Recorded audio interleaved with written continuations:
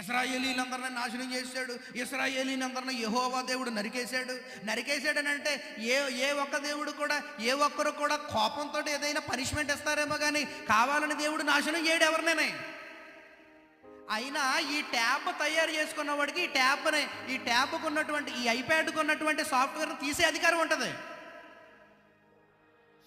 ఈ company phone తయారు చేసినటువంటి కంపెనీ వాడికి ఈ కంపెనీని క్లోజ్ చేసుకునే అధికారం ఉంటుంది.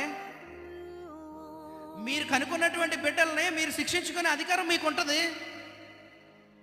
ఇశ్రాయేలీయులు నా ప్రజలు, నా సొత్తైన ప్రజలు, నా ప్రజలై ఉన్నారు వాళ్ళు అని అనుకున్నప్పుడు తన ప్రజలను ఆయన చంపుకుంటే, తన ప్రజలకు ఆయన శిక్ష వేసుకుంటే అసలు నీకు వచ్చిన బాధ ఏంటి? బైబిల్లో ఇశ్రాయేలు ప్రజలందరినీ కూడా నరికేశాడు, ఊచకోత కోల్చేశాడు. యెహోవా కంటే ఘోరమైనటువంటి హంతకుడు ఇంకెవరో లేరని చెప్పేది బయట మాట్లాడుతున్నారు. ఆయన ఇష్టం